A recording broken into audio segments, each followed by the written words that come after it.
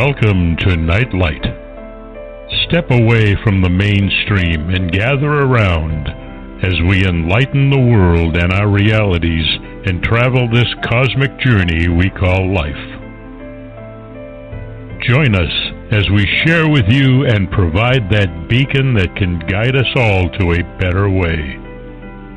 Explore with us as we examine a metaphysical montage of spiritual insights, covering everything from the mundane to the magical, UFOs to unicorns, and everything in between. This is a time of awakening, of sharing and evolving, of spreading our wings and soaring on the cosmic breath of creation.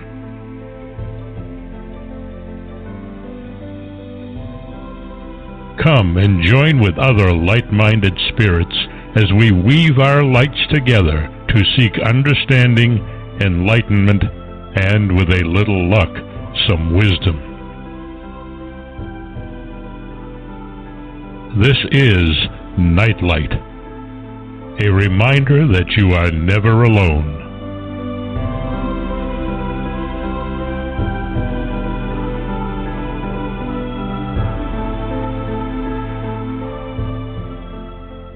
Welcome to Nightlight, everybody. We have Ken Quiet Hawk to thank for that amazing introduction, and you can find him and his wife at nativestorytellers.com. For those of you that have never experienced a native storyteller, it's an ancient art. It's a way we pass history from person to person, from person to person before we had writing, and it's well worth listening to some of those stories. They hold truths that are applicable to us today. Mark has a great show today. He has MARIA Wheatley with him, and we're going to be talking about, of course, megaliths, one of my favorite topics. And we're going to be talking about her research into a lot of other areas that are actually quite fascinating. So, Mark, welcome to the show, and Maria. Hey, how are you, Barbara and Maria? Yeah, I'm Doing very well. Thanks for having me on the show. Thank you both. Yeah, and we want to say hi to our listeners in Rotherham, England. We have one of your own as our super special guest tonight.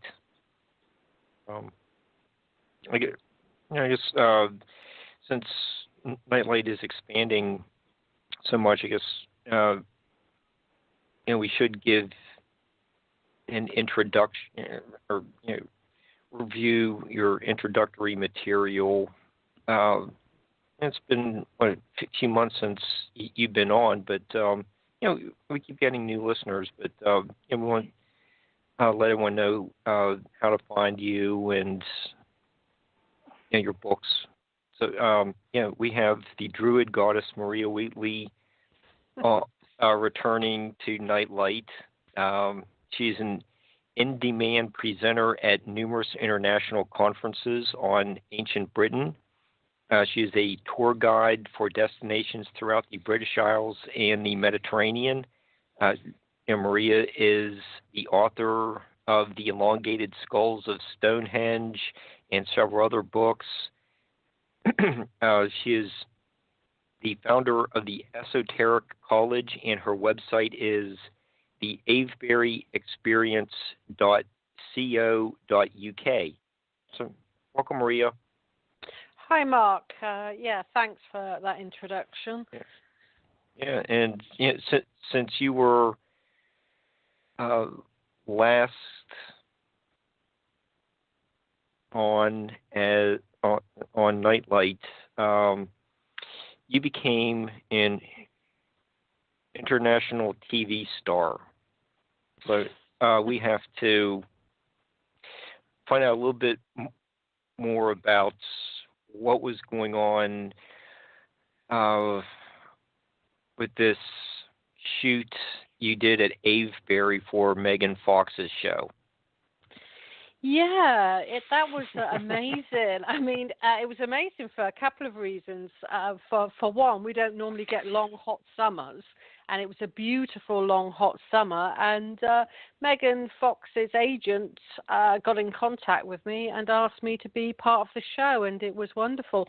And Meg improved some really good ideas about the bluestones having healing sound frequencies, which got tested at Bristol University, because the Welsh have always said the bluestones are very special, and they used to have them as bells in their churches because they resonate such a good acoustic sound. And they rigged Megan up to, look at her brain waves and how her brain was responding to the sound. And it seemed to put her brain into a kind of more alpha, relaxed, receptive healing mode. So that was great. That's really saying something quite scientific about the bluestones of Stonehenge that originated in the Preseli Mountains of Wales. Yeah, that episode was really well done, and the toward Stonehenge, and they did a little side trip out to what was it's basically the quarry site, and they came back and you provided your commentary, but how were these? What's unique about the Preseli Mountains in Wales, where these stones were quarried? Is there like a unusual mineral found in that area? What is making these harmonics so unique to the blue stones? Well, in Wales, you have quite a few different quarries for the bluestones because you have different types of bluestones. But the main quarry was called Carn Godog and Carnmenny. And Carnmenny has been a focus for quite some time because the bluestones, they're called the bluestones because if you put water on them, they go this wondrous blue color. In the quarry area, you have a lot of springs. So that spring water comes up through the bluestones and gives them this amazing glint. Now, it's always been said since the 12th century, written and recorded by a chronicler from Wales called Geoffrey of Monmouth, who wrote the history of the kings of England, like I said, in the 12th century, that whenever you put water on the stones of Stonehenge, they become a curative. And that's probably derived from the source at Carnmenny, where you have these natural springs, and people probably with the minerals, felt that it did have some kind of healing value, which was later recorded. And even today, it's always known that if it rains at Stonehenge, it becomes a little bit more healing for some. Okay, and how were they transported from the quarry site to Stonehenge, and how far were they moved to get to Stonehenge? Well, I mean, that's the $1 million question. How did they move the bluestones to Stonehenge? And it's about, really, from Carnmenny, probably about 130 miles away. But recently, a geologist called Rob Eichser, who's been looking into different types of bluestone used at Stonehenge, said they could come from much further afield in Snowdonia, which is now add on another 80 miles or so. That's more of North Wales. So the information about Stonehenge is changing all of the time. But I really do feel that, however they were transported, I mean, Professor Richard Atkinson's model was they went by sea, and you do find the odd bluestone in riverbeds, and they were eventually came down the river Avon on the Salisbury Plain to Stonehenge. Other people that kind of have other ideas that it could have involved sound technology to levitate the stones. More down-to-earth researchers, such as Professor Michael Parker Pearson, he would suggest they were moved by oxen in the winter on ice. I mean, and theories abound. So, how did they get there? Nobody really knows. That's interesting that if some of the blue stones were found in a riverbed, it does sound like there's the canoe would have flipped over or gone through the bar. I've never heard that, so it just sounds like a very plausible theory. Yeah, in a very one of the classic books about Stonehenge is actually called Stonehenge by Professor Richard Atkinson, and he has a whole model of how they moved various different types of stone. For example, the altar stone, the really beautiful, almost like a gemstone, green sandstone flexed with garnet, a very beautiful, powerful visual statement at Stonehenge. That came from Milford Haven. So that's very by the coast. It is even today. I think they do a lot of oil refinery there today. But you could go round the coast towards what we call the Bristol Channel, and then from the Bristol Channel you just use the River Avon and go all the way up to Stonehenge. And we have lots of rivers over here called Avon, and that's a very old Celtic word, aphon, and it means water. Okay. Yeah. I think, when we've had our resident giantologist, Jason Gerald, as I guess, we've discussed all the interconnected riverways and how all the ancient people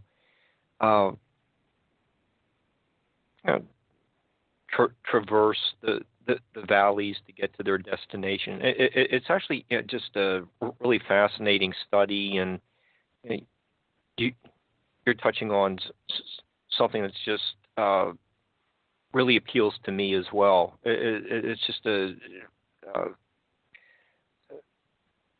captivating way of seeing how all these ideas just migrated up and down the river valleys.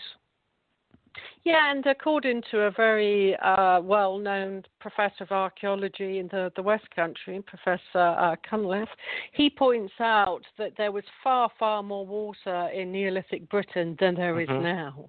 So the rivers were probably much wider, and even places that are inland now, not far from Stonehenge, a place called Andover in Hampshire, that was more like coast-like. So, I mean, it's a change in environment all of the time. And if we look to different places in the UK now, they would have been swampland, but today they're cities and habitable. But it wouldn't have been like that in the Neolithic period or the Bronze Age, and especially by the Iron Age when you get change in climate. So, yes, so it's an ever-changing landscape. Okay, and so when you were brought in to do your segment on the megalithic sites on Megan's show, you were focusing on different harmonies of the stones at Avebury. That's right. We were looking at some of my research from about 8 or 9 years ago now, I think. Where does time go? And we were looking at some recordings that we made with a chap called Rodney Hale, where you take a dowsing rod that's quite sensitive and you move it up the face of the stone. At particular points in that stone, the dowsing rod will react. And Rodney recorded these different kind of levels of the stone and found that you did get these areas where you get a change in frequency, where the dowsing rod reacted. And we used a stone that's what's called in situ, that hasn't been re-erected and set in concrete, because a lot of our stone circles throughout the British Isles. Some of them, at least, have had, massive facelifts, like Stonehenge and Avebury. They've been re-erected and set in concrete.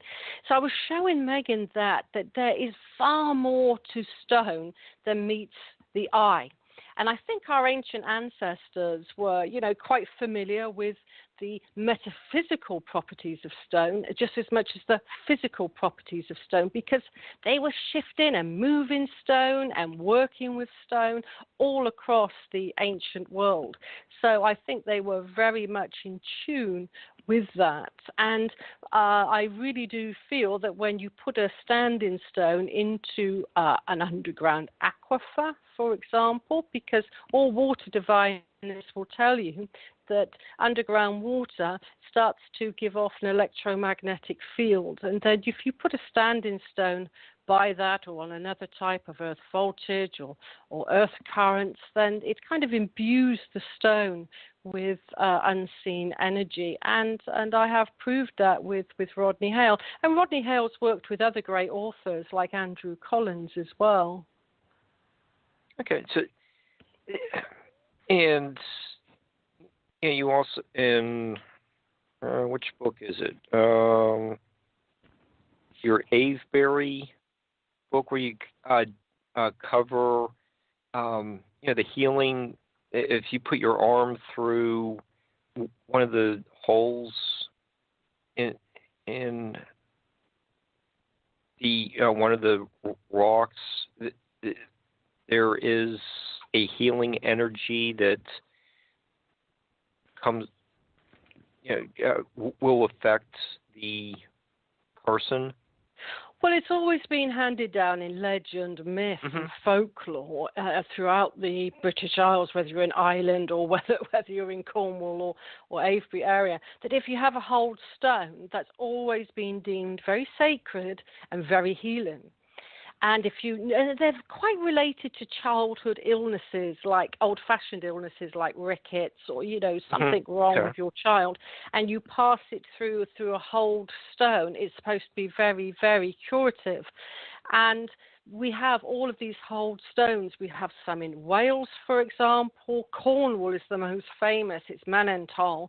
And it's like a really big round stone with a huge round section carved out, where you can literally crawl through. And if you went through there 3 times, that was supposed to be very curative.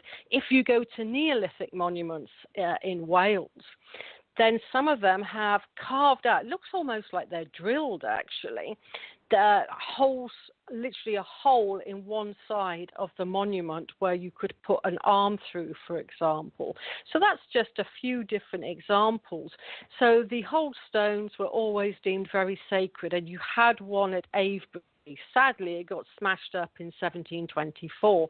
But William Stukeley, who drew it just before it met its demise, that had a very large hole in it, and it was called the ring stone because it had like a ringed hole in it, and that was probably deemed a curative stone. So through all of our folklore and our legends, there's a healing side to stone circles. That is for sure. Whether it's water at Stonehenge or hold stones at places like Avebury and Manentol and various different Neolithic chambers throughout Wales.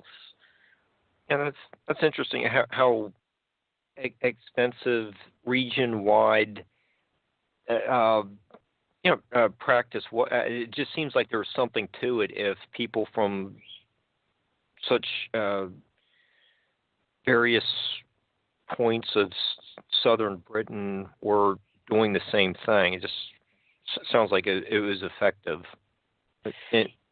Yeah, and even in France, because it was as late as the 5th century AD, which is the Dark Ages, the time of King Arthur, then the hold stones, you were banned throughout France and Spain for even going near them by the church, because people used to gather around them knowing that they would be in some way curative. I've had my own experience actually in a place called Gloucestershire, which is not far from Wiltshire, where you have a very famous hold stone called the Long Stone of Mitchinhampton. And I had a very bad knee at the time, and I just thought, well, I'll put my leg through, because you can literally put your whole leg through this standing stone. It's quite a large standing stone, probably about 6'5", about sort of 4 foot wide, with a hole near the bottom, and it certainly helped my knee. And I could walk on it a little bit better. I wouldn't say it cured it, but it seemed to help nonetheless.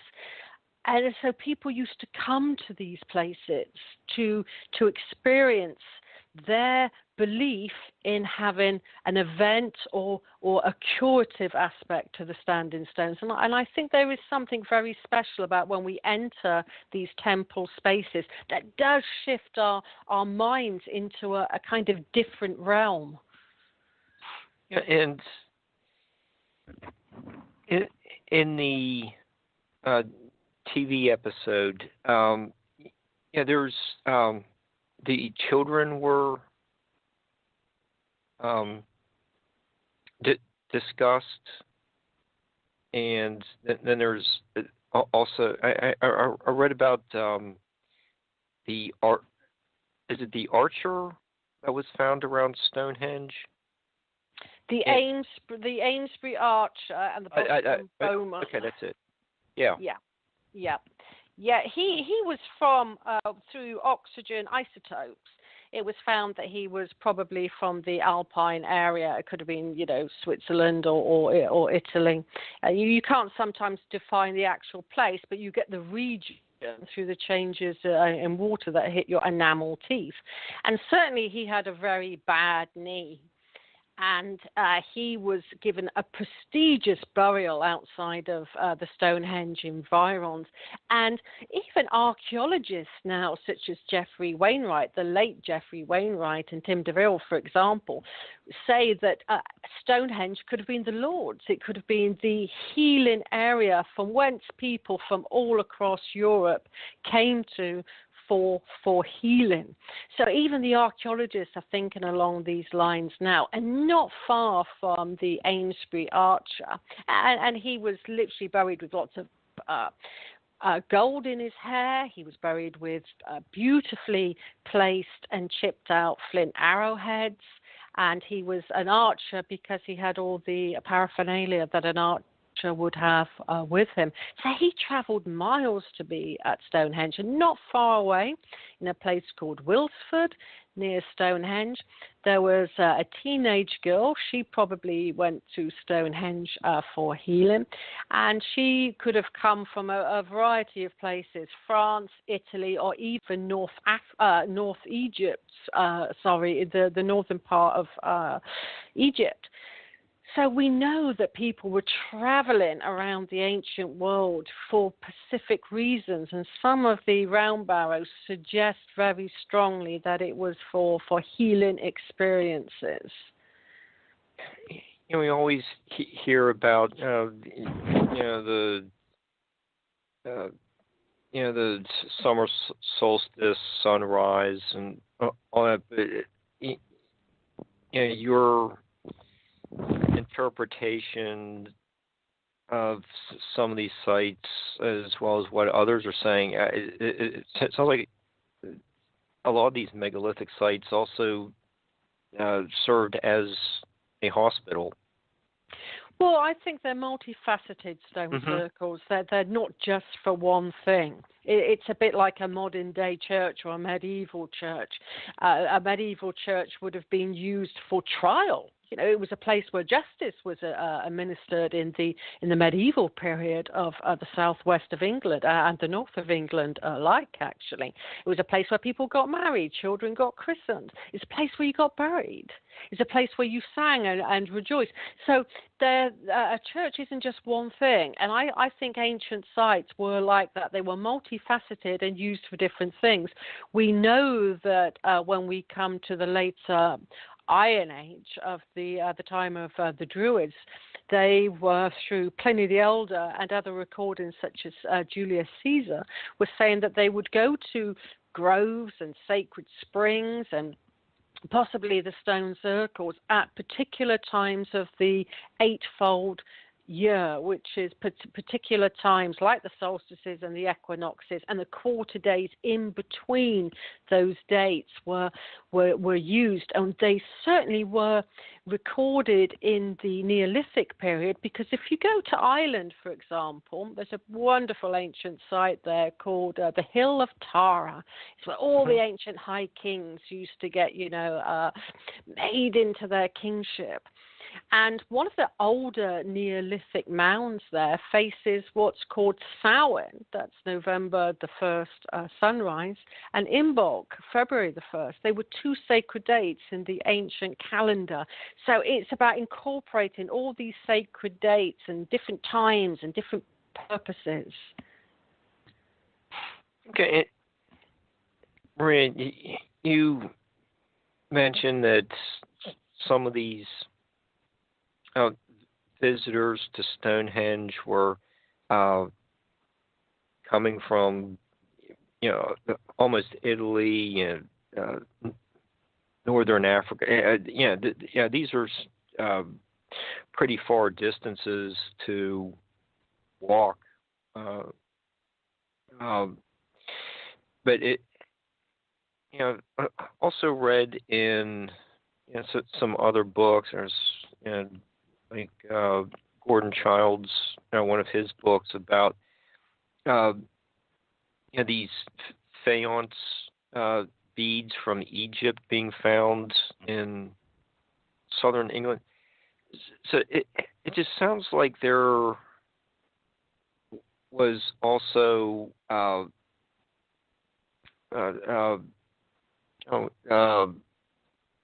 transatlantic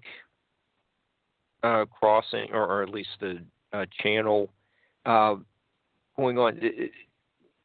Have you read much about the mariners and sea routes to England at this time? Well, if you take Stonehenge, for example, and you draw a straight line from Stonehenge to the south coast, you will come to a place called Christchurch. That's its modern day name. But it's literally like a lay, and it's dead straight. There was a massive Neolithic and Bronze Age port there. Yeah. Oh wow. So you had a lot of trade from that area. You could go to quite a few places from that, and it was very well maintained. The track. I mean, it's a bit of a joke, really, because it was thought many years ago that it was the Romans that made roads, and no ancient Britain could do that. They could raise massive stones, but they couldn't build a road. But now we know that they had very wide roads. From going from Avebury, for example, to Stonehenge, what we call an A road over here, which is, probably about 20 meters wide. Well, by Avebury and Stonehenge, there was one 30 meters wide. These are massive, massive roads. That the infrastructure was quite immense. And now we realize they were exporting cattle all over Europe, and from Scotland down to places like Stonehenge, and other wild stock as well. So they were there. If they were mariners, it's now being stated that they had very versatile, strong boats to carry a lot of cattle on. Just like transporting cattle across Europe today. What's going to happen in a few days' time with Brexit? Who knows? We might not get our bacon from Denmark anymore. But back in that day, then they were transporting a lot of different materials. Okay, and I read in Aubrey Burl's the Stone Circles of the British Isles, where he discussed there were the Neolithic native people of England, and then you get the Beaker people arriving from the continent. They're also using ships to navigate the channel. What did this migration of Beaker people add to the to the native population? It changed England for all time, because the spread of the Beaker culture, as it's now called, came from Europe, and it spread quite rapidly. And they brought different burial rites and different ideas with them. So the ancient Britons, as they're called, as I have pointed out before, were quite short. We know that through the leg bones that have been found in the burials. They had longer skulls, more elongated, and they were living more communally. They didn't have, for example, land division, lots of land division. So they were considered to be a more communal based, probably, as Aubrey Burl points out, a lunar-based society. Then, around about 2500 BC, especially coming down from the Netherlands, DNA coming out of Oxford is strongly suggesting this. From the Netherlands down, you had much taller people coming through. Some were really quite tall, actually, and they were coming to settle from different parts of Europe, especially the Netherlands, into the south of England. And by the time of 500 years or so after Stonehenge was at its peak and at its glory, it seems the ancient Britons were gone. And the new stock of taller, more round-skulled people seemed to replace that. So where did the people go? It doesn't look like it was mass war. I mean, there was conflicts going on, and probably intertribal conflict to boot. But it could have been something like disease, just like, the Spanish to South America brought disease. The common cold can be terrible if you haven't got that immunity to it. So it was like the whole stock was replaced, but more than that, lifestyle change. So from the moment of the Bronze Age, it was all about the individual, the ego.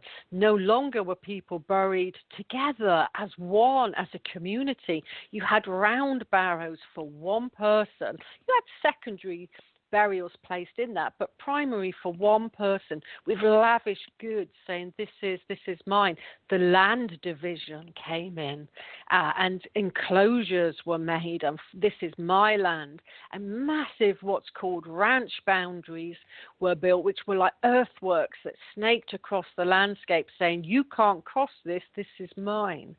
So it was a whole cultural identity that changed, and one of which bred kingship, land ownership, and all of those things that made our modern day civilization more egotistical and focus on competition rather than cooperation. And basically, this is mine, and I own this. So from that moment onwards in the Bronze Age, it gave birth to the high kings of the Iron Age, and a kind of tier system in society that unfortunately still exists today in England. We really do have quite a classist system, and that was born in the Bronze Age. And I always think, what would happen if there was more of a kind of the ancient Britons survived longer than what they did? Would we have a different society that we live in today? That's a good point. Okay, and so some of these books on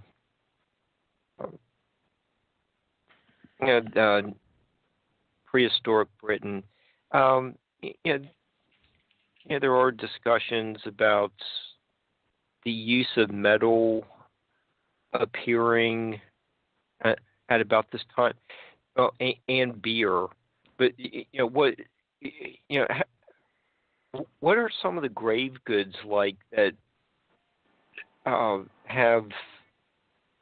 made from metal? Or is this like really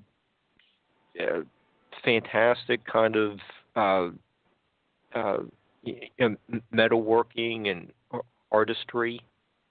Oh, absolutely. From the Bronze Age onward, the time that metals were introduced. It's actually thought now the Amesbury Archer was a metal worker. Because he had a little anvil with him as well. So his role is being redefined recently. But yes, I mean, some of the grave goods around what's called Wessex, that's Stonehenge, that's where you get the most in the south of England. Not so much around Avebury, which all the antiquarians noticed, apart from one significant round barrow, which was of quite an elderly woman, and she had a massive, beautiful gold work with her. So especially around the Stonehenge area, you did get what's called the elite objects, a beautiful gold work. I mean, for example, just to have a look at one, it's called the Bush Barrow around Stonehenge. And it was believed at one point through an antiquarian account that this was a very large man and a very robust man, and that he was buried with some beautiful gold artifacts, one which is like a kind of lozenge shape, diamond shape, and it had lots and lots of tiny fragments of decoration studs. In fact, it had 140,000 studs, but each was as fine as a human hair and set into wood at more than 100 per centimetre square. And this has been looked into recently, and the only people that have had the sharpest eyesight to do that, unless they were using magnification, i.e. like wearing glasses, then it was probably thought that teenagers did this work, and they could have even gone blind by the age of 15 or partially sighted by the age of 20, but they must have been looked after by people. So they were creating these elaborate gold goods that are exquisite. They are so beautiful, and they're very unique to the Wessex area, but the antiquarian said it was a man, because he was large. Now, the antiquarians, such as Sir Richard Colt Hoare and William Cunnington, they were a little bit prone to exaggeration anyway, especially when they wrote Ancient Wiltshire Volume 1 and 2 in the 19th century. But nonetheless, that's even been rethought of. Who says it's a man? Because you go to a museum like Devizes Museum, which is not far from Stonehenge or Avebury, and you can actually see the skeleton. It's a reproduction skeleton of what's called the Bush Barrow find, but they never had the bones. It's make-believe. They have never found one bone from that burial to say whether it was a man or indeed a very tall woman. So again, the modern-day archaeologist is not being so spoon-fed, oh, it must have been a tall man, it could have been a woman, but the finds have all but disappeared apart from the gold. I actually think they're in private collections. Okay, that's a good point. That does happen.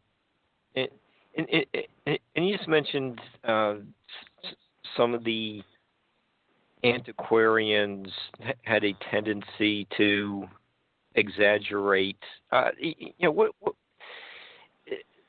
if we look at, say, Mr. Stukely? Seems like he did lay some of the foundations for modern British archaeology. How are some of his theories still holding up? 300 or so years later. What's how's his legacy now? Dr. William Stukely visited these amazing stone circles in the 1720s and sort of 30s and 40s, really, and certainly had his books published by them. But he was a Mason. He was a Freemason, and he was a Druid. He revived modern-day Druidry. So all the kind of neo-pagans and neo-druids today have William Stukeley to thank for that. So he called everything a druid temple, but we know now it's much, much older than the Iron Age. William Stukeley was great. He recorded a lot of very fine detail, but again, he was prone to looking through his own lens rather than the evidence itself. He so wanted things to be like a serpent temple of Avebury that he drew just 2 avenues. But now we know, in all probability, Avebury had 4 megalithic avenues, not just 2 like William Stukeley. He also made one part of Avebury look like a serpent's head in an ovid shape called the Sanctuary. Amazing, powerful place. But he kind of altered the evidence. That's a perfect circle. But nonetheless, the Sanctuary today, it's about 1.5 miles from Avebury's massive stone circles. I did some tests there with the wonderful Rodney Hale using a Geiger counter, and we were measuring the inside, the exact center of that perfect concentric stone circle that today, incidentally, is just marked by concrete markers. Little exists of it. It was totally smashed up in 1723, sadly. So when we were at the center of this part of the monument, we had really high radiation levels, gamma radiation levels. And when you went outside of the stone circle, it would drop back to normal. And then we did quite a few tests at different times of the year, and we always got that. So the ancients may have realized that this was higher in radiation than anywhere else. And Avebury incorporated 3 different colors of sarsen stone towards the large stone circles at the bottom. They were a magnificent silver color, like a whitish hue to it, like a silver gray. Same as the ones at Stonehenge, the very large ones at Stonehenge. But at the Sanctuary, they were a blue colour. And then you have a long-lost stone circle outside of Avebury, just of 12, called the Faulkner stone circle, or the Faulkner ring, as it's sometimes called, that was red. So these visual differences, red, white, and blue, going around the Avebury complex must have been a visual wonder to the ancient ancestors. And it's like the modern-day Druids have all pointed out, that's the colour of the British flag today. And was that inspired by these prominent colours that you get? Even in the Scottish recumbent stone circles, you'll get like a grey, white with a slight blue and then a red jasper colour, for example. So colour meant a lot in stone circles, but with erosion and wind and rain, it always rains in England, that they become quite weathered looking now. And Maria, you just mentioned, colors had a significance to the peoples, and I was wondering about the different building materials, like the different stones. And used at just say Stonehenge and the nearby Woodhenge. Can you help us understand what these different materials signified for the people who are worshiping or being healed at these sites? Well, take Stonehenge, for example. You've got a multitude of different colours going on. They were highly polished stone, and highly polished sarsen is very different to what you see at Avebury and Stonehenge today. And when I took Brian Forrester around Avebury and Stonehenge, I was showing him the remnants of a very highly polished sarsen stone, and he couldn't believe what it looked like. It is so different in colour, in texture. You could put your face by it and it is smooth as velvet. So when you're looking at those highly polished stones at Stonehenge, the finish would have been a lot different, actually. And it would have been a very bright color. And it would have reflected its crystal colors with it, its crystal content, rather. So it glint like diamond. And then I showed Brian that as well. And I take guests round, and when the sun, when it does actually shine in England, at Avebury and places like Stonehenge, so that it glints like a diamond. It's a wondrous thing to behold. So you had this beautiful kind of silver color, and then you'd walk through to the bluestone circle, which we discussed earlier. They came from Wales. Again, highly polished. They would have been a dark blue, flexed with feldspar white, looking like a star-spangled sky. Very smooth to the touch, and then you would head towards the altar stone, which, like I described earlier, was green sandstone flexed with red garnet. I mean, these amazing color combinations surrounded by a massive white, pure white, pristine chalk bank. So these are, big visual statements going on. So, and that was very different to Woodhenge. Woodhenge was a part of 3 massive timber places. It's not just Woodhenge by itself. There was now Josh Pollard of, I forget which university he's with. I think he's with Bournemouth. He's either with Bournemouth or Reading now.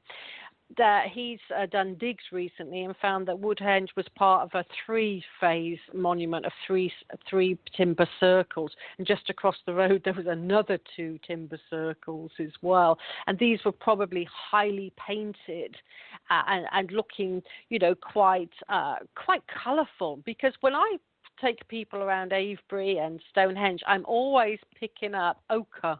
Yeah, red ochre, golden color ochre, and a brown ochre. And then I show people how easy it is to get the color, and it's a brilliant red. It looks like blood, actually. You can see why the ancients, especially in very ancient times, going back 40,000 years or so, would coat all the bones in red ochre. It would almost look like the blood was flowing through. And then you get this beautiful, beautiful gold color. And so I see a lot of our ancient stones and timbers being highly painted with beautiful colors. It was a colorful experience, but we're seeing it as quite drab and gray these days. And it takes away its original beauty. And we know that they were painting the stones, because if we go to one of your favorite sites, Mark, that's Orkney in Scotland. I know that you've traveled some and been to these sites, then they found tiny little paint pots that contained all of the colors. So they think that the temples, these stone temples that were associated with the stone circles, that they were colorful on the inside, and they're finding all the long lost paint residue in places. So again, the inside of the stone temples on Orkney, as indeed maybe on Skara Brae in their homes, were highly painted, just like we have preference for colors in our own home today. Okay, so but before we dovetail into the Orkneys, I've just see different articles that over the last few years that have been written about. New earthwork was discovered around Stonehenge, and they say that, this one's near. This other one was just discovered 3 weeks ago, and that whole area just seems like it. We just keep discovering how many different places of worship were just really concentrated in such a small area, and that seems like a lot of it's being found through the ground penetrating radar, geosensing. But you've also have done research from airplanes. Yeah, can you explain what you're seeing from that different perspective? Yeah, I was fortunate to know a pilot who I used to go flying with called Busty, and he was a very good pilot actually, because he could put the plane, especially if you go in the autumn time, for example, you can start to see the different colours below in the landscape. It's what's called parch marks, and parch marks can be brought out through a drought, for example, or through just when the seeds are starting to change. You'll get a greener colour where there was a ditch infilled, for example. So when you do fly over the ceremonial landscape, you can find, the potential of a long lost site that you could then, use LiDARs being used at the moment from planes as well. So we can get a build up. But the landscape of England isn't just Stonehenge and Avebury. If you head towards the south coast, remember earlier I said Christchurch was a port? Right. Yeah, on that south coast. Well, you have the highest concentration of ancient sacred sites in the county of Dorset. And there they tend to be sarsen stone as well. Now, when you go up to the north of England, and I'm hitting the megalithic highway next week, and I'm going up to what's called Yorkshire. I'm giving I'm a part of a conference in the north of England at Preston. So anyone in the UK listening, head up to Preston on the 9th and 10th of March to Neil MacDonald's Earth Mysteries conference. And when you're in Yorkshire, around a place called East Riding, you have megaliths bigger than the giant trilithon at Stonehenge. You have the largest megaliths in the country in York, and they are stunning. They are massive. One is about sort of 26 feet tall. That's taller than, like I said, Stonehenge. Very well dressed. Weighing about 25 to again 26 tons. That's a ton a foot, and placed quite deep into the ground. And today that's called the Rudstone standing stone, the Rudstone monolith. It's a giant, and it stands in the vicinity of a churchyard today. It's quite shocking because you've got this like church, this huge megalith. Then you just go down the road from the Rudstone standing stone, and you come to the Devil's Arrows. They're massive monoliths. And then you come to Thornbury Henges. That's a huge triple henge. So it wasn't just like the south of England. It was all across the British Isles, going from the south coast right the way to Orkney, literally across to Ireland and to the Isle of Man, which is in between England and Ireland, all strewn literally with ancient sites.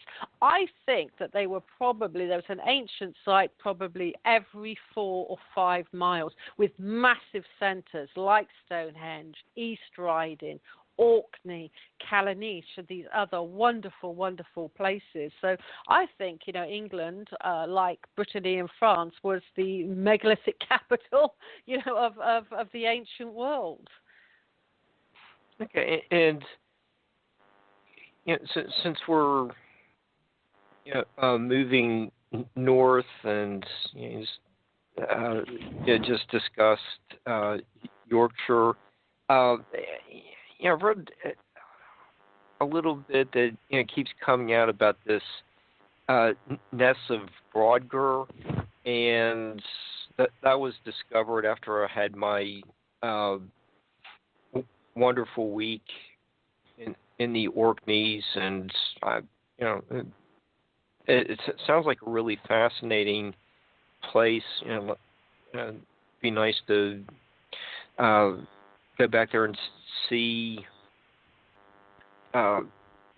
what's being discovered. Walked over that area, walking from the Broadger Stone Circle to the Standing Stones of Steness, and it just kind of sounds like the Neolithic Vatican was located right there next to, and basically in someone's backyard. Yeah, I mean, that's the amazing thing about archaeology. It just pops up everywhere and anywhere. But just to give the listener a kind of idea about Orkney, you do have this beautiful stone circle, the Ring of Brodgar, and it is quite special. And the stones are quite slim and almost kind of a bit of an angle at the top. And then you have nearby a stone circle at Stennes, and that's really a magical place. And in between, as it were, you have the Ness of Brodgar. But what Orkney has taught us is that the ancients loved their outside activities in stone circles. Celts, even in the Druidic period, loved being outside.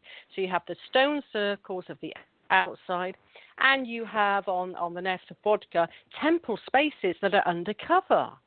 So if Orkney had that, and we followed quite a few of the ideas from Orkney, did Stonehenge have that? Inner temple spaces? Did Avebury have inner temple spaces? So a lot's being reviewed. I think the ancients did have the inner spaces. And for instance, on the Ness of Brodgar, they were built of stone. And had stone slates, and like I said earlier, they were lavishly painted on the inside, and some were very large. So it's a bit like lots of buildings there that were used for ceremony and for maybe for other things as well. So I think that's a model that we can be inspired to find areas around other stone circles and major complexes, the indoors and the outdoors. So I think there's definitely some at Avebury, and I suspect very much it's going to be up a place called Green Street on the left-hand side. I think that is the inner temple space there. In fact, you mentioned William Stukeley earlier. William Stukeley often talked about the houses of the Druids at Avebury. Well, what's all that about? Are they the remnants of the inner temple spaces he saw? And I think this is where, we need to really reevaluate what an ancient landscape is, and like we've been mentioning, and what was it used for. We know that there's places of high radiation that have been integrated.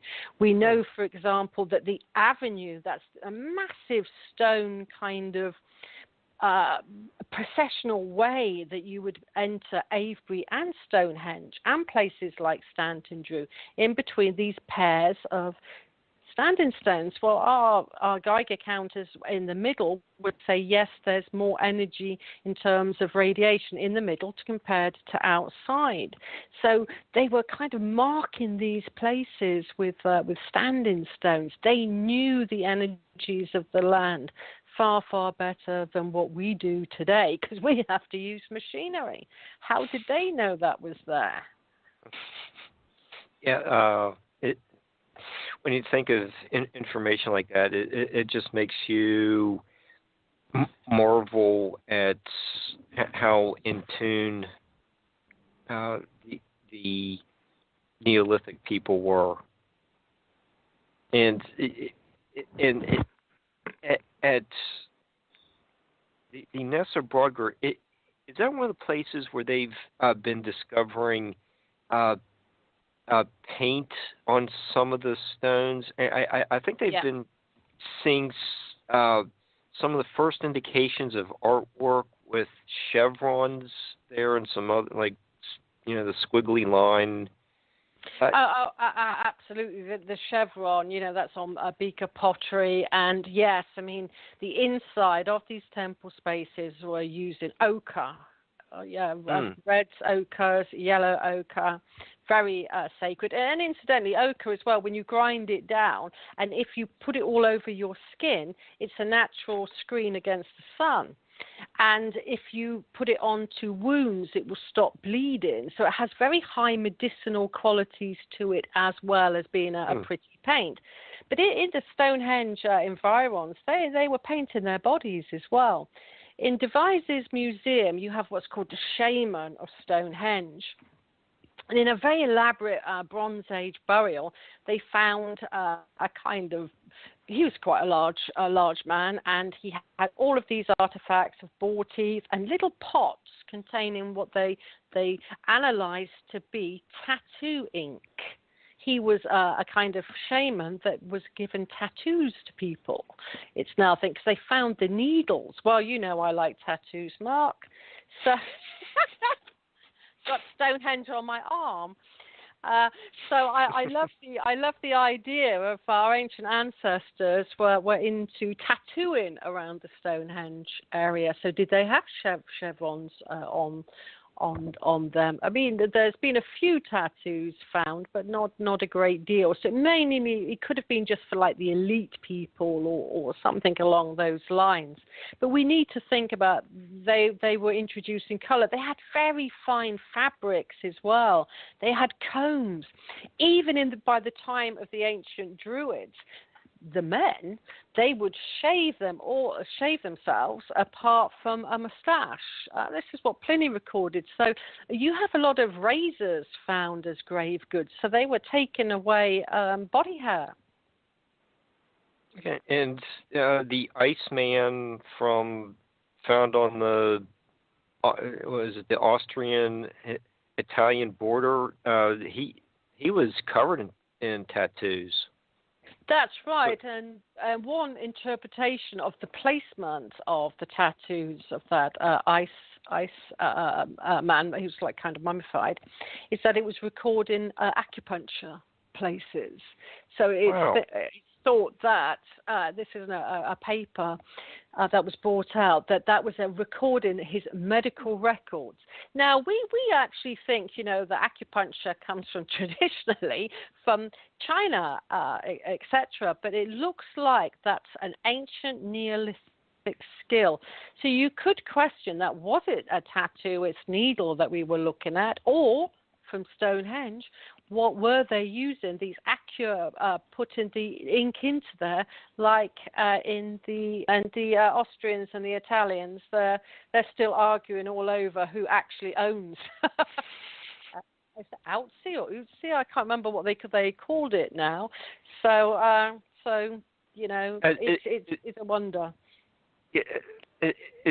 Is that the one? His name's Otzi or something like that. Yeah, that's the one. And yeah.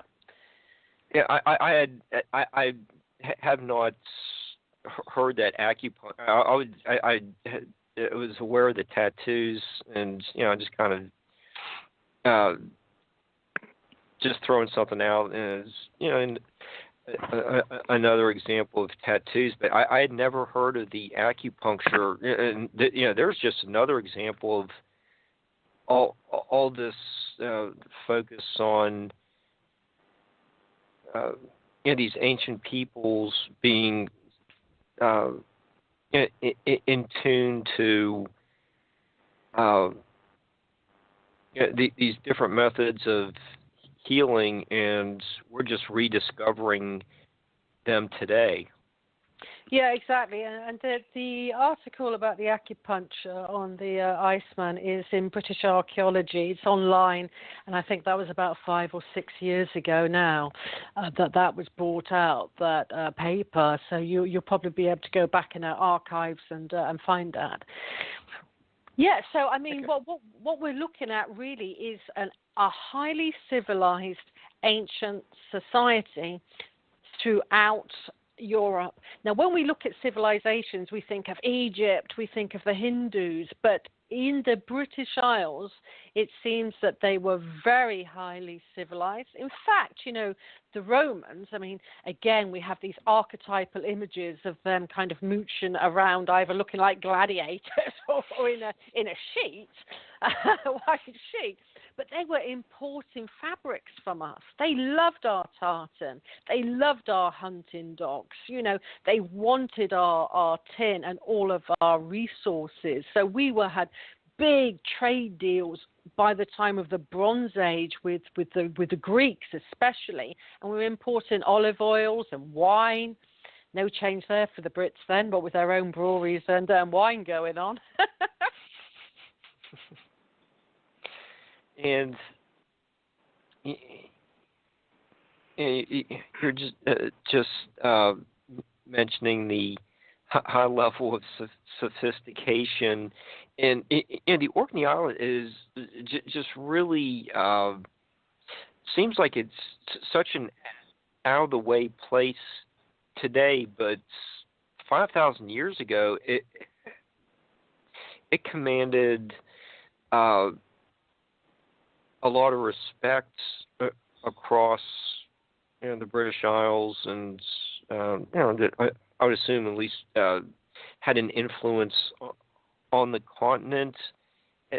And there on the Isle of Rousay, you had different levels of the burial chambers. Those are smaller mounds. And you had some of the long burrows that had multi-compartments. And can you explain some of those, the different internal structures of some of these burial mounds? It's very similar to the mounds we talk about on our show when you have someone like Jason as a guest. And it's like no two are really alike. No, they are very different on Orkney than they are anywhere else in southern England. They're called cairns, for one, like a cairn. So what I want you to imagine, the listeners, is you've got this massive kind of round, it's called a round barrow, but it's more like a kind of semicircle. And it's a place called Maze Howe. It's in sight of the stone circles we mentioned earlier, like Stennis and the Ring of Brodgar. The wonderful Ring of Brodgar often calls me. It really, really does, that landscape. But you're inside Maze Howe, and you're looking up now, and you're in a huge, beautiful, corbelled dome shape. That's a corbelled roof is like a beautiful dome. Now, this is really, really very, very high, about 25 feet or so high. It's believed was the height of that. This is not a burial place. This is a temple space. And archaeologists today, the more modern ones, are calling them shrine tombs. That's the latest kind of bit of a buzzword. It's a shrine and then a tomb. So when we go into these places, how did you access them? The beautiful thing about Maze Howe is you'd have to almost crawl in. You would have to bend down and go down this very narrow passageway as if you have to bow to sacred space. And then you could stand up and see this wonder, 25 feet all around you and high, probably painted again, just like the other temple spaces we've mentioned on Orkney. So these were incredible places that you would have to literally bow down to, go in, and then stand back up in. And to say that they were just used for burial is really robbing them of their truth, and that's why they're called shrine tombs today. So that's Maze Howe. It's an amazing place, and if anybody ever gets to Orkney, I would highly recommend that you book in and you go there. And there's diverse places. So you could go to this massive temple, Neolithic temple. Then you could have gone to the stone circles. Then you could go underground because there's an amazing site there called Mine Howe. And Mine Howe was literally only discovered, I think it was in the 1920s or the 1930s, but it wasn't fully excavated till some years after that. Now imagine that there's an opening to the ground, an opening to the underworld, and you go down a spiral staircase of 27 steps, very neat steps, and then there's a kind of big gap, and you have to take a leap of faith into your gods, into the underworld, and then you jump down and you land on this floor space. There was a commentator on a kind of archaeological show in the UK called Tony Robertson, who I've worked with on a TV show as well, and he even said he's kind of, just a very down-to-earth guy. He's not really into spirituality, other worlds, metaphysics. It's in the here and now. It's archaeology. It's what you can see. It's the evidence. But he said that place changed him. He went down into that kind of other world, underworld, came back up. He felt completely different. So these places are not just above ground, like a stone circle. They're very deep, 25 deep into the ground. Then they could be these massive temple spaces. Our ancient ancestors created these diverse monuments for different activities and purposes. Today, when you go to Mine How, if hopefully you're never in this position where a plane starts to crash and you have those little lights light up. But that's what takes you down to Mine How today. So, you're guided down with a bit of light, but it's very dark. But the stone masonry is exquisite. That sounds interesting. So what was going on while you're in the earth? It's sounds like return to the womb type imagery.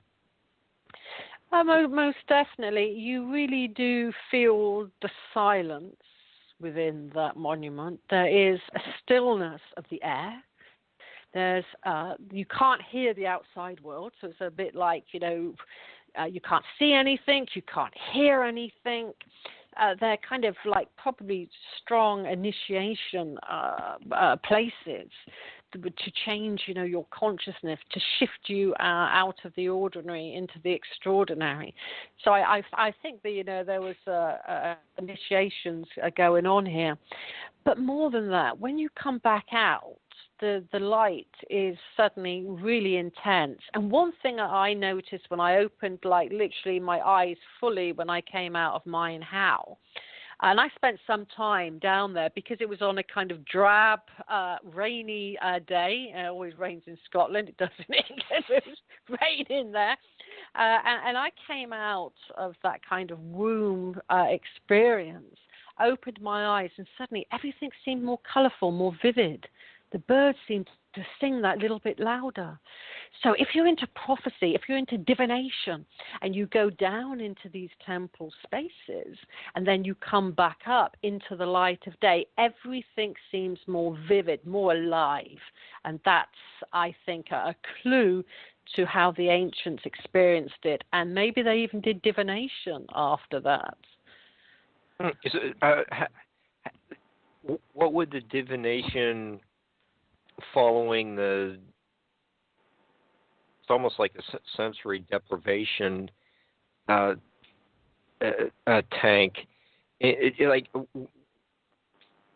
how would following the reawakening of the senses once you leave and then doing the divination, how would they work together, and what would be the impact on the experiencer? Well, have you heard of rune stones, Mark? Yeah, I've heard a little bit about them. I'm not an expert on them. Well, they're very sort of like Viking and Saxon, Germanic to some respect, and they're like a stone that has a marking on them. So imagine the X like we use in the alphabet today. There's an X. Okay. And that represents partnership, for example. Then you have a diamond shape within the runes, and that can represent wholeness and fertility, harvest. Yeah. Well, just recently, when I was at Oxford looking through some papers, I think I've discovered the first runic system, and it comes from Stonehenge. It predates the Nordic runes by thousands of years, okay? And if those same symbols had a similar meaning that they did sort of in the Viking period, for example, or rune stones, then I think that was a divination system. And I'm into divination systems. I've loved the tarot since I was 16 and geomancy. And I'm very sensitive to, and I love the runes. I've worn a rune ring ever since, for decades, actually, very much into the runes. So I think, with having that sensory deprivation to come back out into the daylight, or it could have been into the moonlight at a full moon, at an eclipse moon. I mean, we don't know at different times, because if you come out of the darkness of Mein Hau into moonlight, that could really shift your consciousness. And I think that if they did use these type of rune markings that have been found rather in the Stonehenge environs and in Yorkshire and in Derbyshire and various places of the ancient world, then maybe they were cast in readings. Maybe a bit like how astrology was originally used. Astrology, when it came to the ancient Egypt and Mesopotamia, Iraq and Iran, Babylon, was more for the kingship. It was to predict how a war was going to be, the outcome, how the outcome of a harvest was going to be. It was kind of more practical. It wasn't about me, sort of thing, as it is today. Everybody wants to know the astrology about themselves. So maybe it was a community thing, divination, back in the Neolithic day. Okay, cool. And I was just wondering, you just mentioned the corbelled roof at Maze How. You have the same thing at New Grange, and I was just wondering if Mein How seems like it would be an inverted corbelled roof. No, it's not. Like, okay. No, it's like going down steps, then turning at a bit of an angle, and going down in another direction, so to speak, down again through like these shafts, very deep into the ground. That's the design. Now, it has been dated to the Iron Age by Orkney archaeologists, but that's because that's what they think. There is actually no evidence, no solid evidence that was from the Iron Age. It could have been reused by the Druids, for example, but it may not necessarily have been built by them.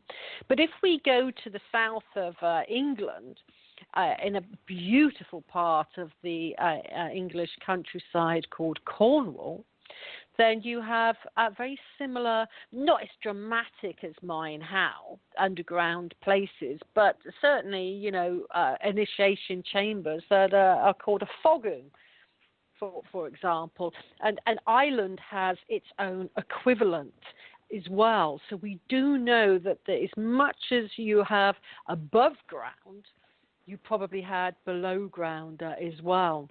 And I think there's a long-lost below-ground site not far from the West Cannet Long Barrow in the Avebury environs. So there's probably an underground chamber there.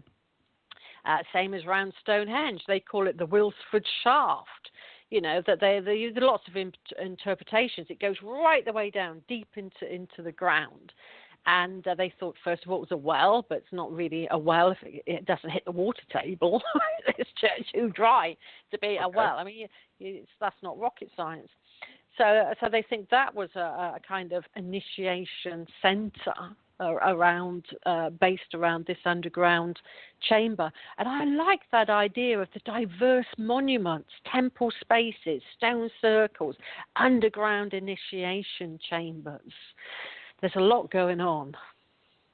Okay. And since you just brought us back from the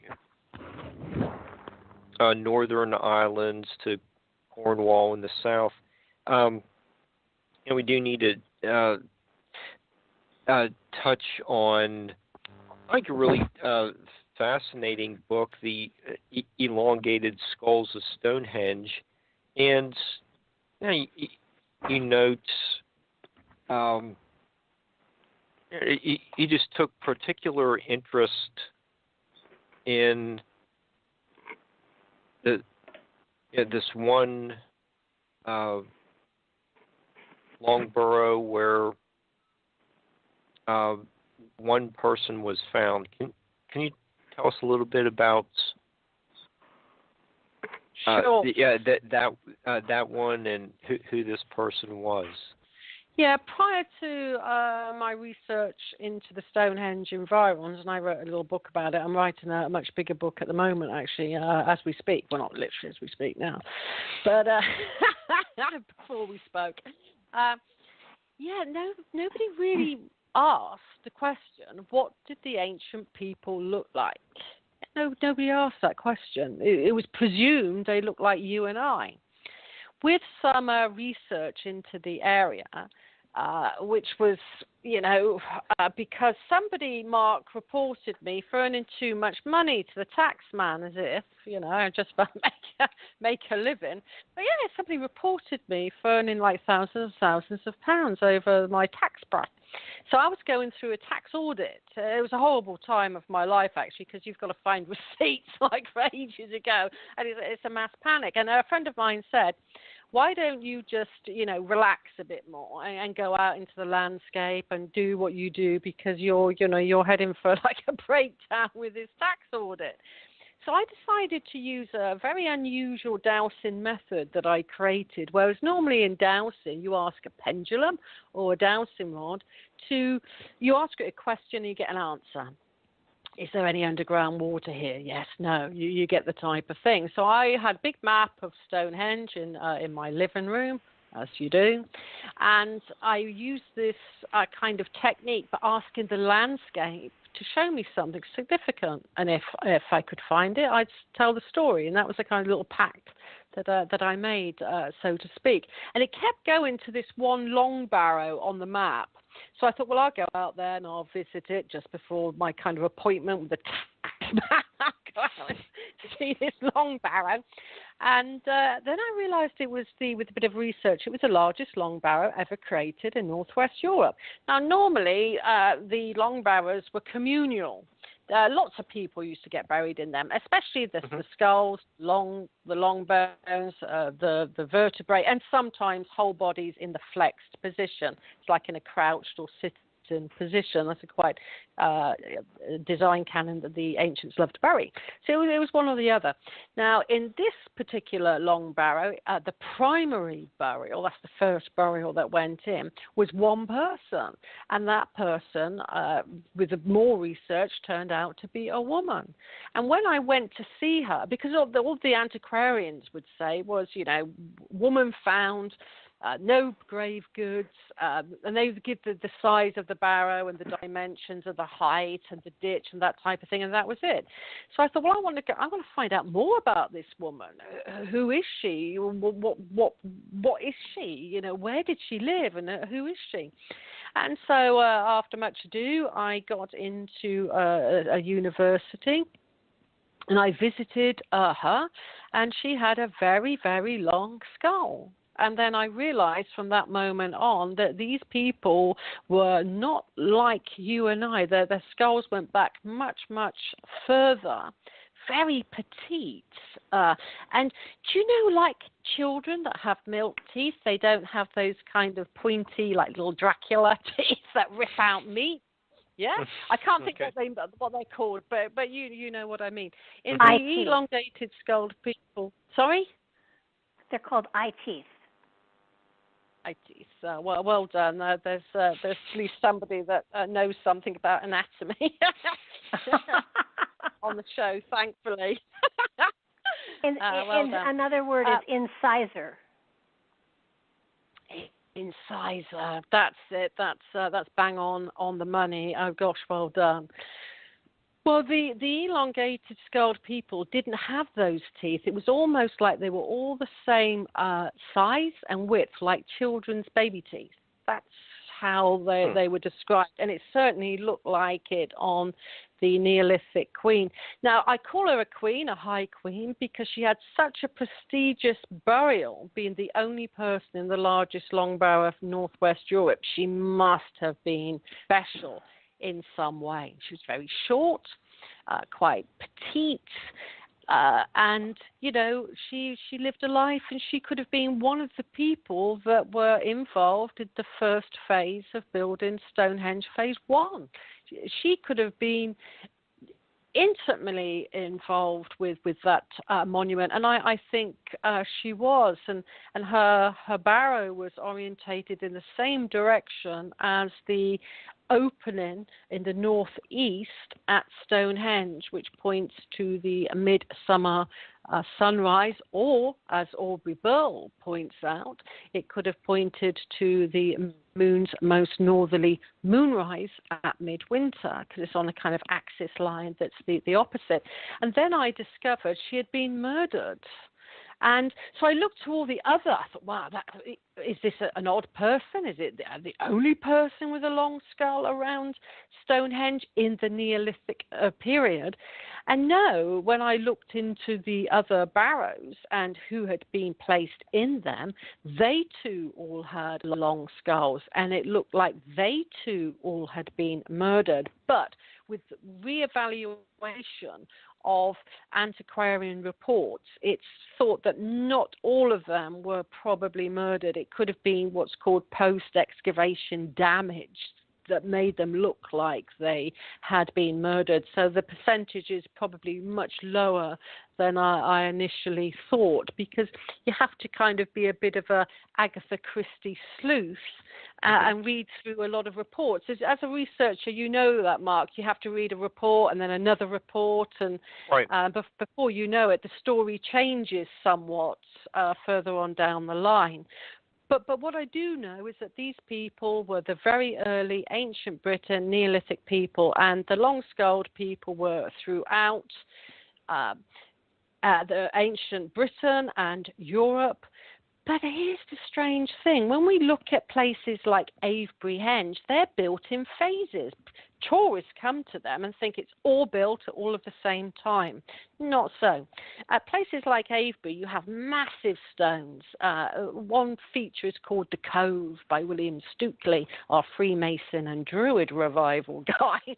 Well, he called them the Cove stones, and it's the heaviest megalith in all of Britain. Part of that cove stone. It's a wonderful stone. It weighs over 100 tons. But that's a Neolithic setting. It's not a Bronze Age stone circle. So it seems that the shortest people in the British Isles were moving the heaviest stone. Because after that period, when it came to the stone circle building phase, which was 500 years, the ancient long-skulled people marked out all the phase ones of the ancient monuments. And then those beaker people, no Brexit for the beakers, was it? They just came over. They didn't mind. Have to bring that up with Theresa May. And so they would then build the stone circles around these existing features 9 times out of 10. So the shortest people, the smallest people, were moving the heaviest stone. How? That's a wonder in itself. Right. So it's interesting. So what are you learning of the High Queen as you continue to investigate her life, the circumstances surrounding that time period, her skeletal remains? Well, what I've found is that in the Stonehenge area, it was a spiritual capital, make no mistake about that. And the barrows were different than anywhere else, and the burials were slightly different around Stonehenge. They had their own way of doing things compared to Avebury and elsewhere. And what I found now, that the single burial, which at first seemed so unique about our Neolithic long-skulled queen, is in fact the royal family or the priesthood around Stonehenge all had single burials in very large long mounds, very different to Avebury, Yorkshire, Derbyshire, Ireland and Scotland. So I think there was a kind of priesthood or an elite or royal family, as it were, that were around the Stonehenge area doing things very, very differently to anywhere else in the country. And they were very sophisticated as well. We have little evidence of the kind of clothes that they wore. combs and just, things that you and I have today.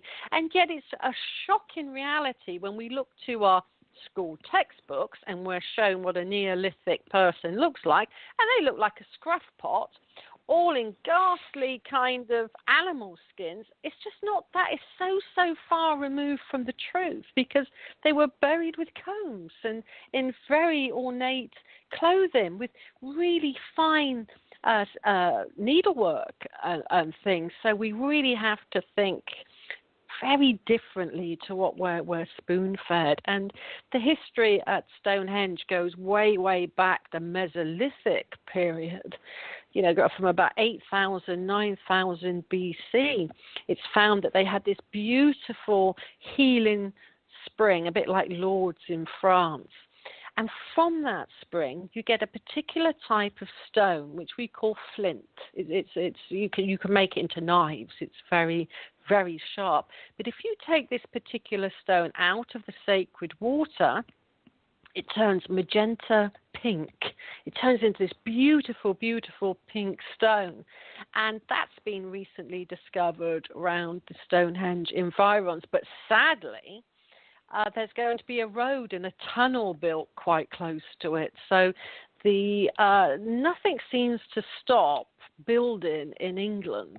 Whatever the builders decree, it seems to happen. And all you have to do is, like I've pointed out to people, you don't need to spend millions on a tunnel by Stonehenge. Just sink the existing road. Make the road go down deeper, and you'd save quite a bit of money. So the history of Stonehenge is now going back further to the Mesolithic period. And I study with a wonderful archaeologist. She's the pottery expert of the British Isles, actually. She's called Lisa Brown at Oxford. And some of the conclusions that archaeologists have is actually quite astonishing. Well, we presume that the Mesolithic people were hunter-gatherers because they didn't carry pots. That's it. That's based on that. It's just such a nonsense. So if they find a pot, they're now going to put the timeline back and call the Neolithic the Mesolithic, and they think they found pots. So you actually think, where does all this reasoning come from? It just seems such a nonsense in a way. So I think the time date for Stonehenge will be pushed back to about 8,000 BC quite soon. Wow, that's a big difference. Absolutely. Yeah. So, you note that a lot of these graves where the murder victims were located are segregated tombs. How does that play into this whodunit? Well, you did get some communal ones like Bowles Barrow, and just so the listener is aware, all of these long barrows are on a military-owned landscape. It's equivalent to like your Area 51. It's a military-owned landscape, and it's on elevated ground. So the Salisbury Plain, just outside of Stonehenge, suddenly rises up on this plateau. You feel very close to the sky there. It is a very, very magical place. But there are certain areas that nobody can go to. And some of these barrows are in that military, no civilian zone, for example.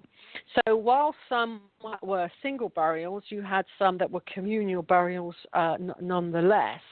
And it's very difficult to even go near these places. And half the skulls and long bones have been lost.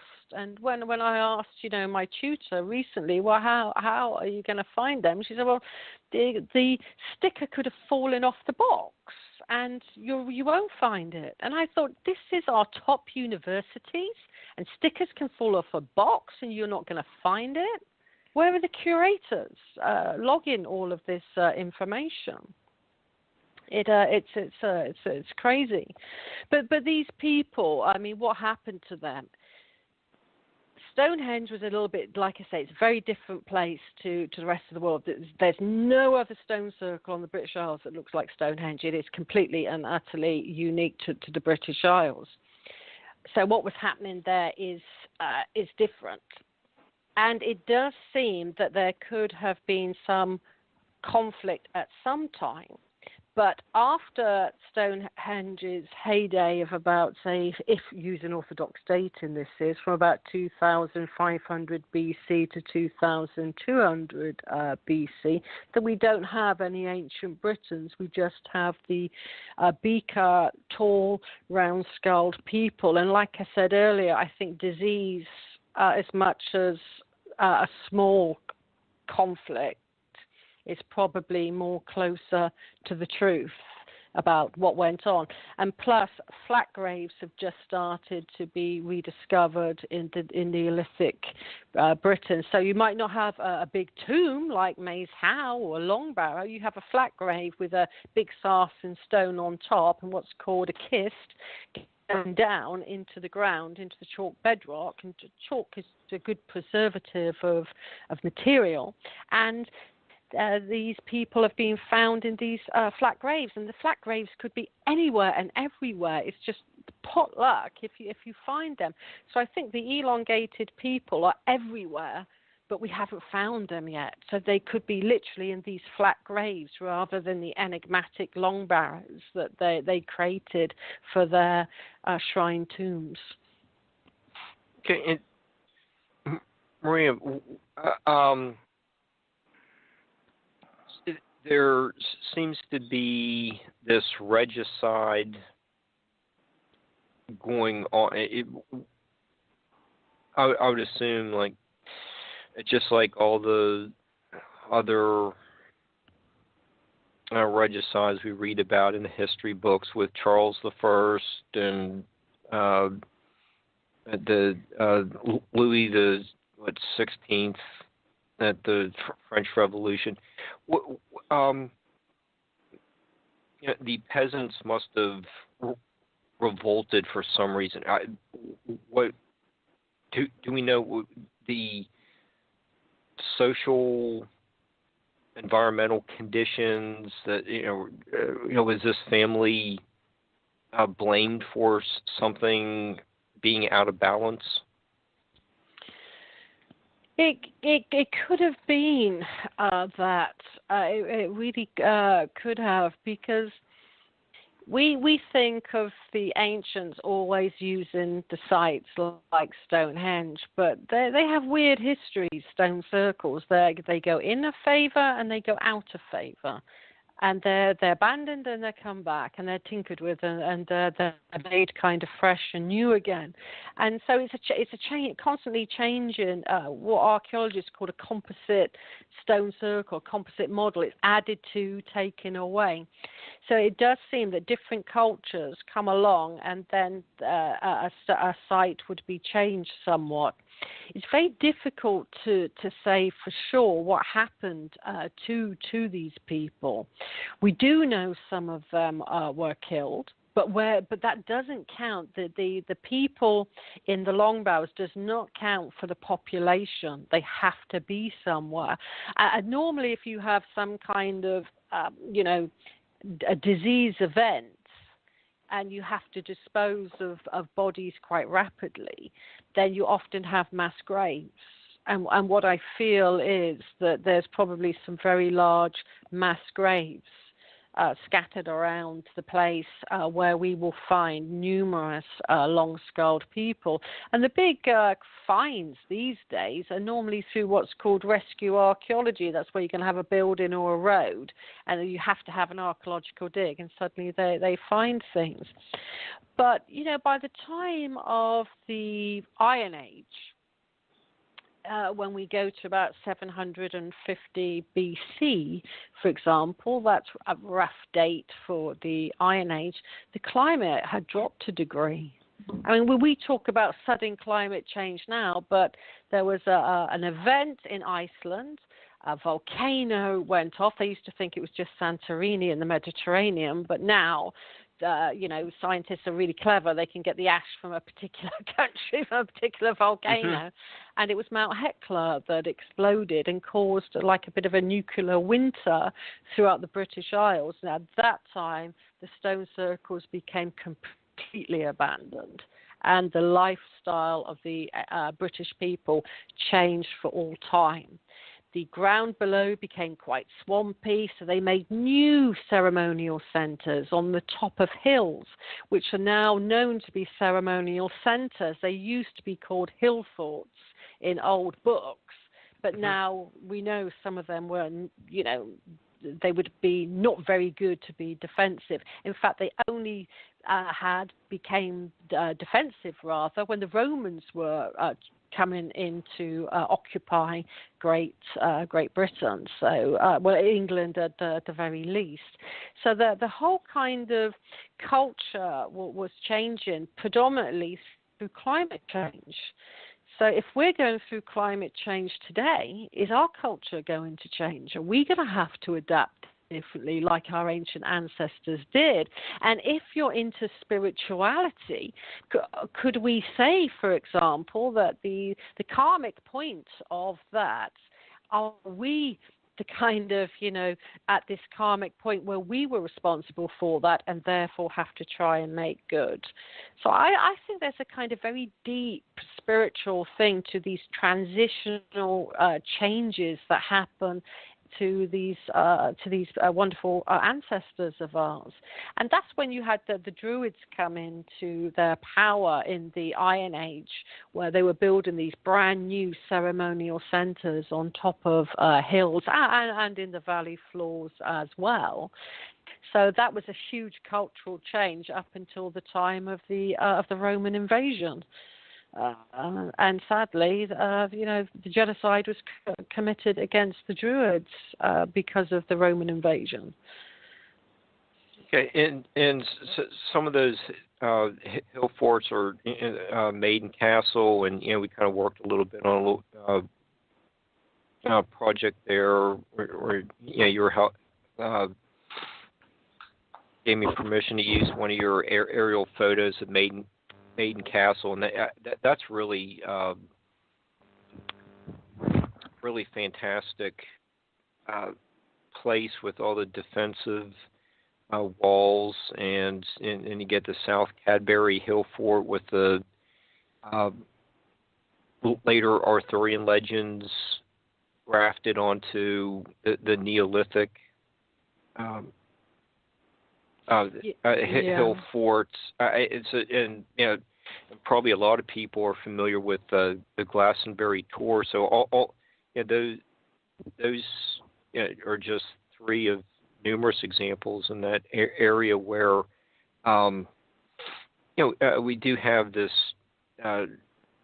change in ceremonial sites being up on hilltops. So because of the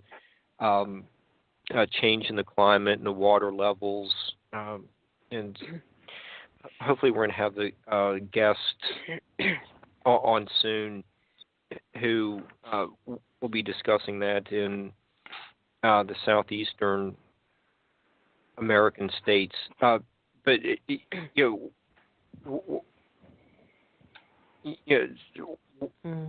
what was the change of this, the cultural change resulting from this regicide? What in the Iron Age? Yes. Or with your Neolithic. In the Neolithic. Well, it was again, it's cultural influences changing people's ideas of living. Mm-hmm. So, like I said earlier, the crux of the matter is they were a communal people. That's very important. A very lunar-based, if we're to believe Burl's research, which I think is pretty on the mark, then a lot of the barrows are more lunar-orientated than solar. And phase one of Stonehenge was lunar as well. It was very accurate lunar temple. So these people were living together. Now, when we look at the houses, or we presume Neolithic houses, and we look to places like Skara Brae on Orkney, and we look to Durrington Walls, which Durrington Walls is actually Bronze Age. But if we use the kind of template of Skara Brae, the houses seem to be quite the same size. They've had the same template, and you would live in a particular size. So there doesn't seem to be much hierarchy to a certain degree in there. Now, when it came to the Bronze Age, that changed dramatically. Changed very, very dramatically. So now you're at Durrington Walls near Stonehenge, where the builders of Stonehenge and the workmen and the hierarchy lived. You had massive houses, like mansions, where presumably the elites lived. It was thought actually that first these were temples, but no, there was domestic evidence for the house usage. So you did have a big class system come into being. And like I said earlier, the land was being divided up in England. You had field systems. You had massive ditch boundaries, ranch boundaries, they're called actually, and what was called bank barrows. They go on for quite some distance and saying, you can't come over here, this is my land. And you had a lot of the reuse of causewayed enclosures for cattle and things, and more intense agriculture. So a way of life, a communal way of life was dying with the long-skulled people, and an ego-based competitive society was coming into being. And it's also thought and that during the Neolithic, it was, women had a very strong role. Women have always had a very strong role, actually, in the British Isles, but more so probably in the Neolithic, because even when it came to the burials of the Bronze Age, women would be more to head to the west and men to head to the east. The orientation of where you were placed would decree whether you're a man or a woman. So it's believed that the women's status dipped down a little bit in the Bronze Age, but certainly we're talking about the Iron Age and the Druids. By the time of the Iron Age, women were back on track with wonderful queens like Boudica, for example, who took on the Romans.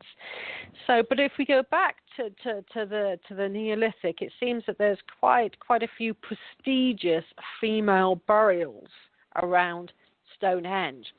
Now, Professor Michael Parker Pearson of the Riverside Project of University College London, UCL, recently re-excavated what's called an Aubrey hole. It's what's believed to have been the first phase of Stonehenge, housing originally 56 beautiful blue stones, creating a massive stone circle. But anyway, they're redigging one of the holes that a stone once stood in, basically.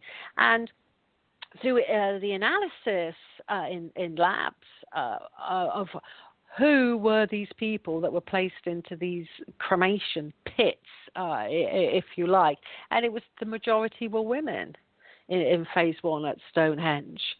So I see a very strong female presence. Now, if you look to Avebury Henge and you look for the most prestigious burial at Avebury, it was a bit later than the actual building of the stone circle, admittedly, but there's a very short, they often call her a dwarf, but she isn't a dwarf at all, she's like 4 foot, 4'8", a burial placed right in the Henge bank, as if looking at you whenever you go to Avebury. So women were placed in these stone circles in very prestigious places. So I see that as feminine power.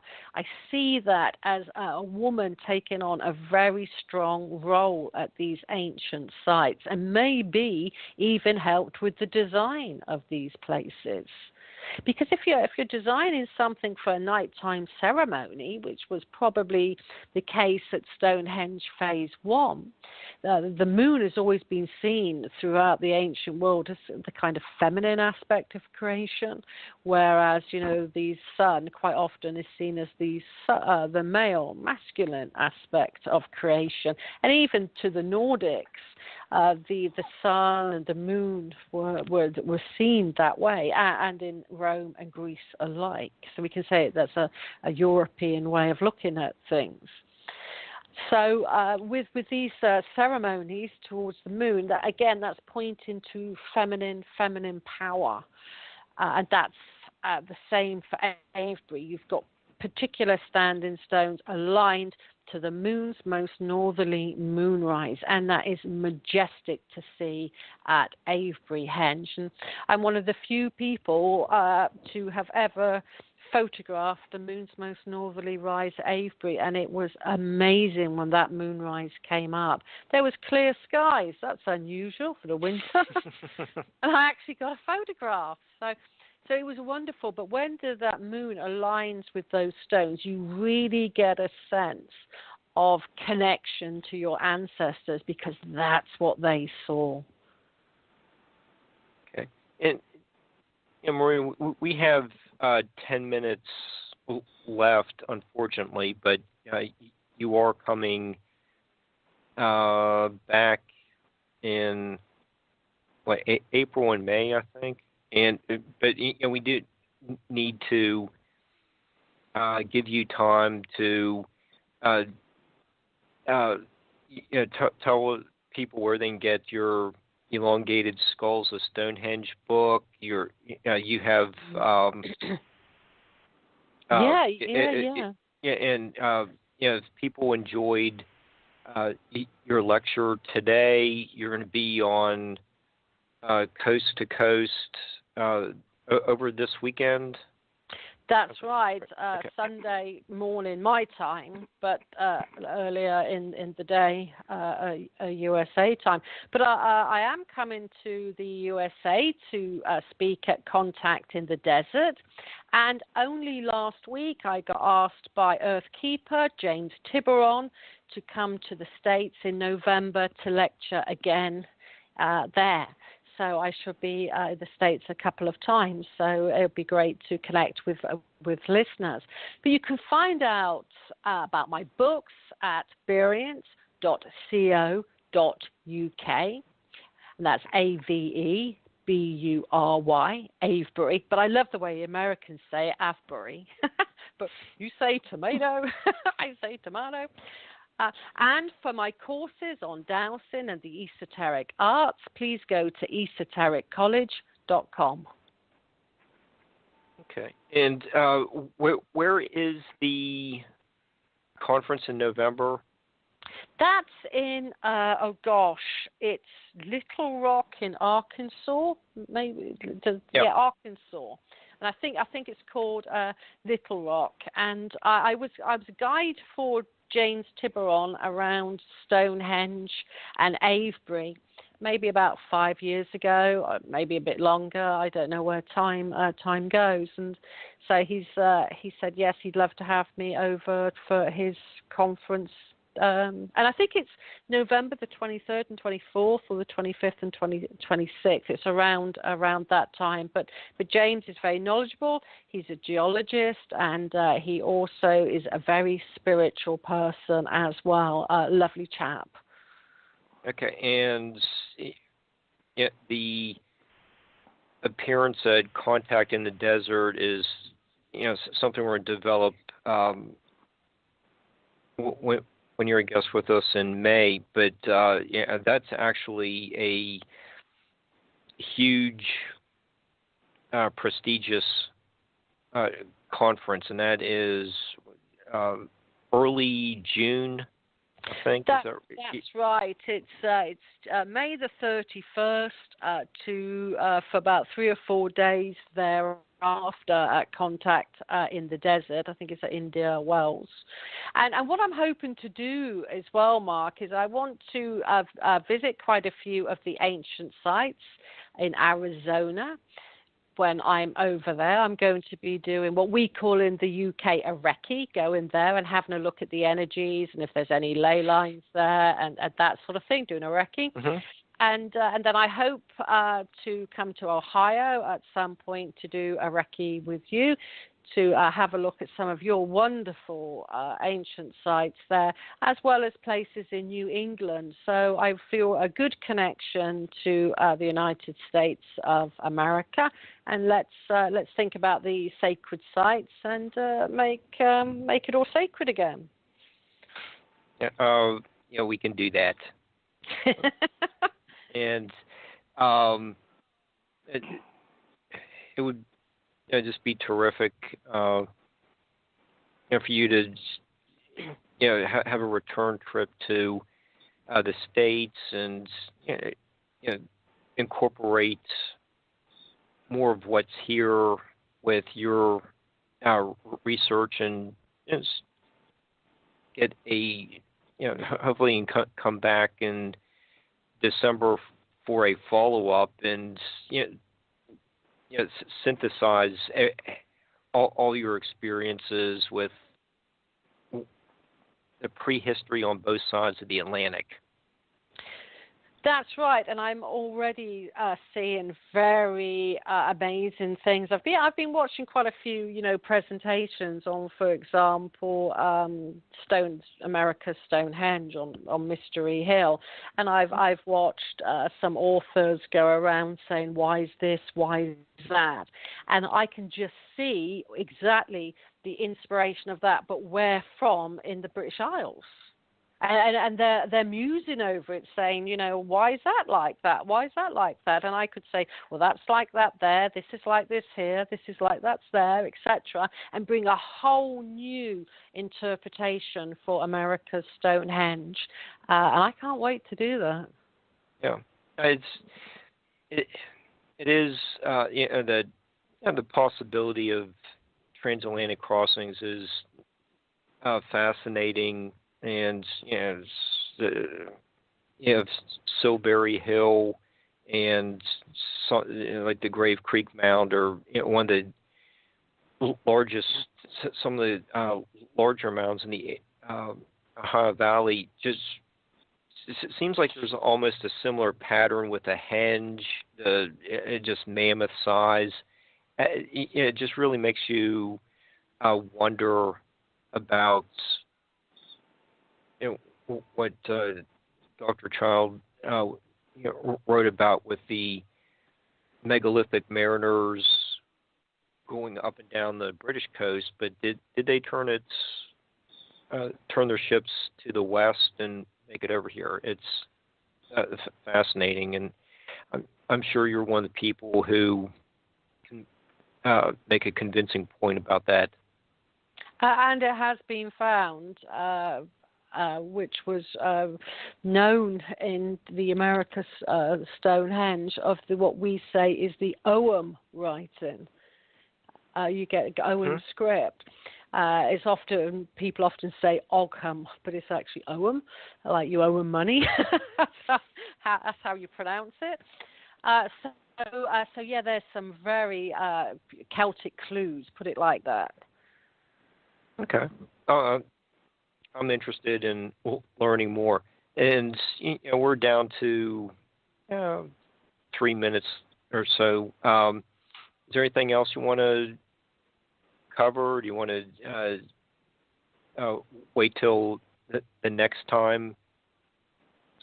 Well, yeah, just have a look at my website, theaveryexperience.co.uk and esotericcollege.com, and have a look at my shops there.